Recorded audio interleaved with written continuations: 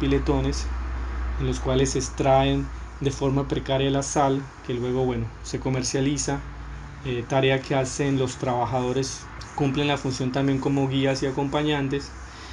Como aclaración, no hay transporte público a las Salinas Grandes, pero hay diferentes agencias que realizan el recorrido.